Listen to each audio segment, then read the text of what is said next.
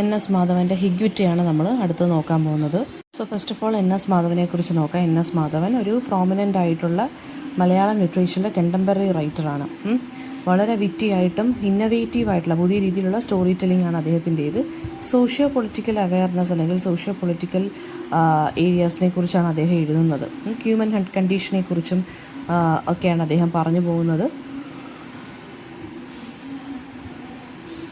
അദ്ദേഹം ഒരു former civil servant ആയിരുന്നു. അതായത് ഇന്ത്യൻ അഡ്മിനിസ്ട്രേറ്റീവ് സർവീസിൽ അദ്ദേഹം ഉണ്ടായിരുന്നു. സോ ഒരുപാട് റേഞ്ച് ഓഫ് എക്സ്പീരിയൻസസ് ഒക്കെ ഉണ്ട്. സോ ഇത് തന്നെയാണ് ഇദ്ദേഹത്തിൻ്റെ റൈറ്റിങ്ങിൽ നമുക്ക് ഇൻഫ്ലുവൻസ് ആയിട്ട് കാണാൻ സാധിക്കുന്നത്, അല്ലെങ്കിൽ റിഫ്ലക്റ്റഡ് ആയി കാണിക്കുന്നത്. ഷോർട്ട് സ്റ്റോറീസ് ഒക്കെ അദ്ദേഹം best known for short stories എന്നാണ് ഇദ്ദേഹത്തിൻ്റെ N S Madhavan. Short story നല്ലൊരു ഗ്രേറ്റ് ആയിട്ടുള്ള ഷോർട്ട് സ്റ്റോറി റൈറ്ററാണ്.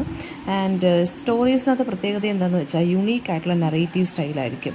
സറ്റയർ അല്ലെങ്കിൽ ഐറണി യൂസ് ചെയ്തിരിക്കും. അതുപോലെ തന്നെ സോഷ്യൽ അല്ലെങ്കിൽ പൊളിറ്റിക്കൽ അല്ലെങ്കിൽ കൾച്ചറൽ ഇഷ്യൂസ് ഇതിനെക്കുറിച്ചുള്ളൊരു കമൻ്ററി ആയിരിക്കും ഇദ്ദേഹത്തിൻ്റെ സ്റ്റോറീസ് എന്ന് പറയുന്നത്.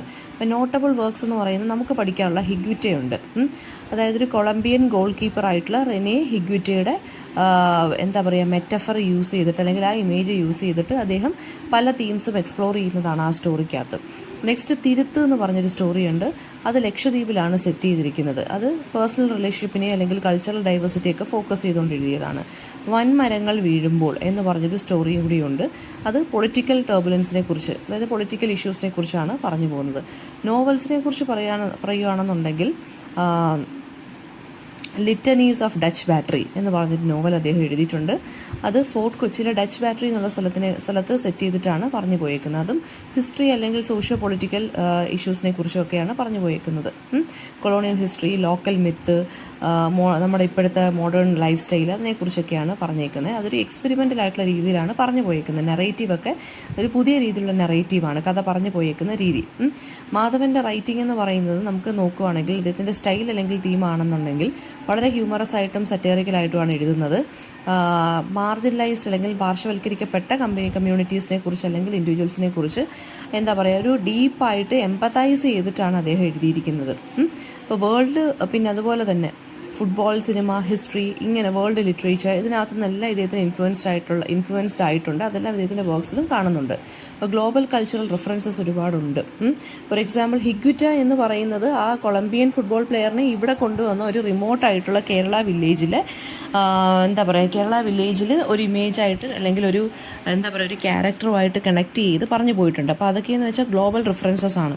പിന്നെ ഒരു അദ്ദേഹത്തിൻ്റെ വർക്ക്സ് എന്ന് പറഞ്ഞാൽ കാസ്റ്റ്, ക്ലാസ്, റിലീജിയൻ അല്ലെങ്കിൽ പൊളിറ്റിക്സ് ഇതിനെക്കുറിച്ചുള്ളൊരു കമൻ്ററി ആയിട്ടാണ് നമുക്ക് കൺസിഡർ ചെയ്യേണ്ടത്. പിന്നെ അതുപോലെ തന്നെ ഹ്യൂമൻ ഇമോഷൻസിനെ കുറിച്ചും ഹ്യൂമൻ ബീങ്സിൻ്റെ വൾണറബിലിറ്റീസിനെ കുറിച്ചും ഒക്കെ ഇതിനകത്ത് നമുക്ക് കാണാൻ സാധിക്കുന്നുണ്ട്. ഇദ്ദേഹത്തിൻ്റെ വർക്ക്സിനകത്ത് നറേറ്റീവ് ടെക്നിക്സ് വെച്ചിട്ട് ഇദ്ദേഹം ഒരു പ്ലേ ആണ് നടത്തുന്നത്. അതായത് റിയലിസം കാണും, പിന്നെ സെർ റിയലിസം കാണും, മിത്ത് കാണും, അങ്ങനെയുള്ള കാര്യങ്ങളാണ് ഇദ്ദേഹത്തിൻ്റെ നറേറ്റീവ്സിനകത്തുള്ളത്. ഒരുപാട് റൈറ്റേഴ്സിനെ ഇൻസ്പയർ ചെയ്തിട്ടുള്ള റൈറ്ററാണ് എൻ എസ് മാധവൻ എന്ന് പറയുന്നത്. അപ്പോൾ ഇദ്ദേഹത്തിൻ്റെ കളക്ഷനായിട്ടുള്ള ഹിഗ്വിറ്റയിൽ കേരള സാഹിത്യ അക്കാദമി അവാർഡ് ഇദ്ദേഹത്തിന് കിട്ടിയിട്ടുണ്ട്. അപ്പോൾ ഇനി നമുക്ക് ഹിഗ്വിറ്റയുടെ സ്റ്റോറി എന്താണെന്ന് നോക്കാം. അതൊരു സെലിബ്രേറ്റഡ് മലയാളം ഷോർട്ട് സ്റ്റോറിയാണ്. 1990 ഇത് ആദ്യം പബ്ലിഷ് ചെയ്യുന്നത്. അതിൻ്റെ പ്രത്യേകത എന്താണെന്ന് വെച്ചാൽ ഞാൻ നേരത്തെ പറഞ്ഞ പോലെ ആ ഒരു നറേറ്റീവ് സ്റ്റൈൽ എന്ന് പറയുന്നത് വളരെ ഇന്നവേറ്റീവ് ആയിട്ടുള്ള പുതിയ രീതിയിലാണ് എഴുതിയേക്കുന്നത്. അതായത് ഒരു ഗ്ലോബൽ ആയിട്ടുള്ള ഒരു എന്താ പറയുക ഒരു റെഫറൻസ് വെച്ചിട്ട് നമ്മുടെ കേരളത്തിലെ ഒരു ലോക്കൽ സെറ്റപ്പിൽ അതുമായിട്ട് കണക്ട് ചെയ്തേക്കുവാണ്. അതായത് ലെജൻഡറി ആയിട്ടുള്ള കൊളംബിയൻ ഗോൾ കീപ്പറായിട്ടുള്ള റെനെ ഹിഗ്വിറ്റയുടെ പേര് പറഞ്ഞിട്ട്, അതായത് അദ്ദേഹത്തിൻ്റെ പ്ലേയിങ് സ്റ്റൈൽ വളരെ എക്സെൻട്രിക് ആയിട്ടൊരു പ്ലേയിങ് സ്റ്റൈലാണ്. അത് വെച്ചിട്ട് അദ്ദേഹം ഒരു ലോക്കൽ സെറ്റപ്പ് കേരളത്തിലെ ഒരു ലോക്കൽ ആയിട്ടുള്ള ഒരു ആളുടെ ഒരു എന്താ പറയുക ലോക്കൽ സെറ്റപ്പിൽ സെറ്റ് ചെയ്തിട്ട് ഒരു എന്താ പറയുക ഒരു ക്യാരക്ടറുമായിട്ട് ഇദ്ദേഹത്തിന് ഈ കൊളംബിയൻ ഗോൾ കീപ്പറിൻ്റെ ക്യാരക്ടറുമായിട്ട് കണക്ട് ചെയ്തിട്ടാണ് പറഞ്ഞു പോയേക്കുന്നത്. അപ്പോൾ സ്റ്റോറി എന്താണെന്ന് നമുക്കൊന്ന് നോക്കാം. അപ്പം ഫാദർ ഗീവർഗീസിനെ ചുറ്റിപ്പറ്റിയാണ് സ്റ്റോറി നടക്കുന്നത്. അദ്ദേഹം ഒരു കാത്തലിക് പ്രീസ്റ്റാണ്. കേരളത്തിലെ ഒരു റിമോട്ട് വില്ലേജിലാണ് അദ്ദേഹം ഉള്ളത്. അദ്ദേഹത്തിൻ്റെ അൺകൺവെൻഷണൽ ആയിട്ടുള്ള ജേണിയാണ് ഇതിനകത്ത് പറഞ്ഞു പോകുന്നത്. അതായത് അൺകൺവെൻഷണൽ ജേർണി എന്ന് വെച്ച് കഴിഞ്ഞാൽ എന്താണ്, അദ്ദേഹം ഒരു പ്രീസ്റ്റാണ്. പക്ഷേ അദ്ദേഹത്തിൻ്റെ ലൈഫ് സ്റ്റൈലാണെങ്കിലും അദ്ദേഹത്തിൻ്റെ ജീവിതമാണെന്നുണ്ടെങ്കിലും കുറച്ച് അൺകൺവെൻഷണൽ ആണ്. ദെൻ ഗീവർഗീസിൻ്റെ ക്യാരക്ടർ എന്ന് പറയുന്ന റിബല്യൻ ഉണ്ട്, വളരെ റിബല്യസ് ആയിട്ടുള്ളൊരു ക്യാരക്ടറാണ്. ഫെയ്ത്ത് ഉണ്ട്. അപ്പോൾ ഇത് രണ്ടും കൂടെ മിക്സ് ആണ് ആരെന്ന് പറയുന്നത് ഗീവർഗീസ്. അതുകൊണ്ടാണ് ഞാൻ പറഞ്ഞത് അൺകൺവെൻഷണൽ ജേർണി എന്ന്. അപ്പോൾ നറേഷൻ തുടങ്ങുന്നത് ഒരു സ്മോൾ കൺസർവേറ്റീവ് വില്ലേജിലാണ് കേരളത്തിൽ. അവിടെ ഫാദർ ഗീവർഗീസ് ഒരു ഫാദറായിട്ട്, അതായത് ഒരു സ്പിരിച്വൽ ഗൈഡായിട്ട് നിൽക്കുവാണ്, സെർവ് ചെയ്യുവാണ്. അദ്ദേഹത്തിൻ്റെ പൊസിഷൻ ഇതൊക്കെയാണെന്നുണ്ടെങ്കിലും ഗീവർഗീസ് ഒരു സ്റ്റീരിയോടിപ്പിക്കൽ പ്രീസ്റ്റ് ഒന്നുമല്ല. നമ്മൾ സിനിമയിലൊക്കെ കാണുന്ന കണക്കുള്ള, അല്ലെങ്കിൽ സിനിമയിൽ കാണുന്ന നമ്മൾ വെറൈറ്റി ആയിട്ടുള്ള പ്രീസ്റ്റുകളെ കാണുന്നുണ്ട് നമ്മളല്ലേ, നല്ല അടിച്ചുപൊളി ടൈപ്പ്, വളരെ എനർജറ്റിക് ആയിട്ടുള്ള ആക്റ്റീവ് ആൻഡ് വൈബ്രൻ്റ് ആയിട്ടുള്ള പ്രീസ്റ്റിനെയൊക്കെ നമ്മൾ കാണുന്നുണ്ട്. ഇത് അല്ലാതൊരു ടൈപ്പ് ഓഫ്, എന്ന് വെച്ചാൽ അങ്ങനത്തെ ഉള്ളൊരു ടൈപ്പാണെന്ന് തോന്നുന്നു ഇതിനകത്ത്. റിബല്യസ് ആയിട്ടുള്ള ഒരു കൈൻഡ് ഓഫ് പ്രീസ്റ്റാണ് ഇദ്ദേഹം. ഞാൻ പറഞ്ഞല്ലോ ഫെയ്ത്തും ഉണ്ട് പ്ലസ് റിബല്യൻ ആണ്. അപ്പോൾ ഒരു ഇച്ചിരി ഓൾഡ് ഫാഷൻഡ് അല്ല, കുറച്ചൊരു മോഡേൺ ആയിട്ടുള്ള ഒരാളാണ്, സ്റ്റീരിയോടിപ്പിക്കൽ പ്രീസ്റ്റ് അല്ല. ആൻഡ് ഇദ്ദേഹം എംപതറ്റിക് ആണ്, കറേജസ് ആണ്. ആൻഡ് ഈ മാർജിനലൈസ്ഡ് ആയിട്ടുള്ള ആളുകളുടെ ഇഷ്യൂസിൽ അല്ലെങ്കിൽ ദുഃഖങ്ങളിലൊക്കെ പങ്കുചേരുന്നൊരു വ്യക്തിയാണ് ഇദ്ദേഹം. പിന്നെ ഈ സ്റ്റോറി ഒരു പാരലൽ സ്റ്റോറി ലൈനുമായിട്ടാണ് പറഞ്ഞു പോകുന്നത്.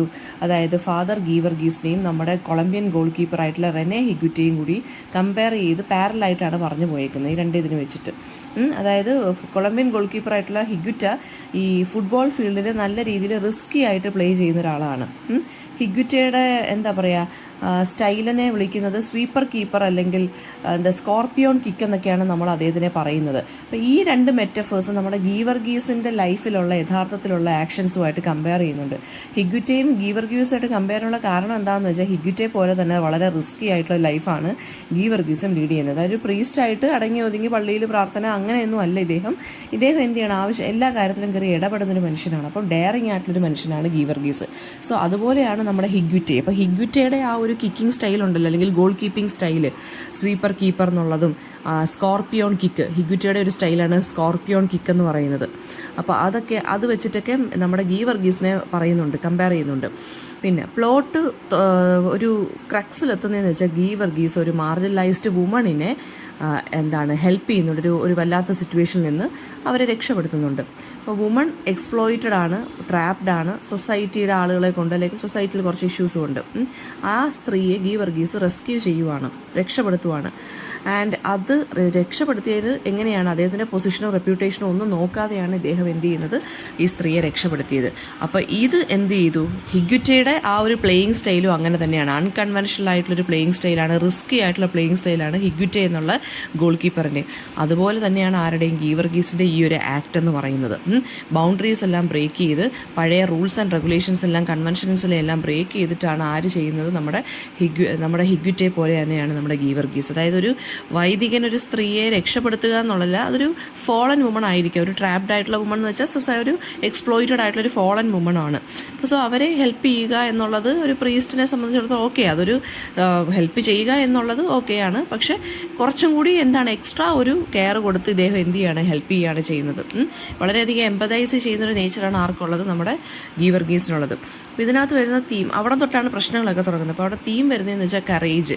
അതായത് ഹിഗ്വിറ്റെ പോലെ തന്നെയാണ്, ഹിഗ്വിറ്റെ എങ്ങനെയാണ് ഫുട്ബോളിൻ്റെ റൂൾസ് ആൻഡ് റെഗുലേഷൻസിനെ ചലഞ്ച് ചെയ്ത്, അതുപോലെ തന്നെയാണ് ഗീവർഗീസ് ഈ ആവശ്യമില്ലാത്ത സൊസൈറ്റിയിൽ അല്ലെങ്കിൽ റിലീജിയസ് റൂൾസിനെയൊക്കെ ചലഞ്ച് ചെയ്ത്.